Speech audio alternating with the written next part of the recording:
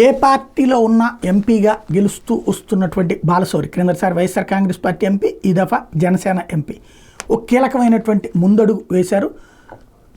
Bandar port వ్యవహారం ఆయనే సీరియస్గా ఎఫర్ట్ చేసి సక్సెస్ఫుల్గా కంటిన్యూ చేయిస్తుంటే, ఇప్పుడు తాజాగా వచ్చేటప్పటికి మచిలీపట్నం రేపల్లె మధ్యన రైల్వే లైన్, అంటే ఇంతవరకు మచిలీపట్నానికి రైల్వే లైన్ ఉంది, దివిసీమ అనేటటువంటి దానికి మనకి బై రోడ్డు తప్పించి నాగాలంక అవనిగడ్డ ఆ ప్రాంతాల నుంచి అటుపక్కకి బై రోడ్డు రేపల్లె వంతెన, కానీ ఏదైతే ఆక్విడిక్ట్ పులిగడ్డ ఆక్విడిక్ట్ దాటాక ఉన్నటువంటి రేపల్లె వంతెన కానీ అవి బై రోడ్డు తప్పించి ట్రైన్ లేదు. బట్ ఆ రూట్లో ట్రైన్ గురించి సీరియస్గా ఎఫర్ట్ పెడుతున్నారు.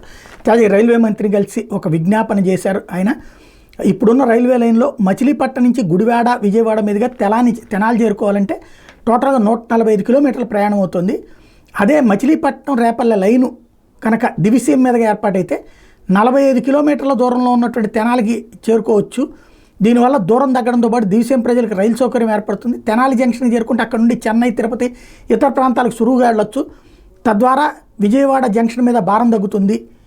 లాస్ట్ ఇయర్ రద్దు చేసిన మచిలీపట్నం ధర్మవరం రైలుని పునరుద్ధరించాలి. ఇవన్నీ చెప్తా ప్రత్యేకించి ఈ కొత్త రైల్వే లైన్ని కేంద్ర మంత్రి అశ్విని వైష్ణవ్కి ఇచ్చి అది త్వరగా చేయించమని చెప్పి రిక్వెస్ట్ చేశారు. చాలా మంచి ఆలోచన.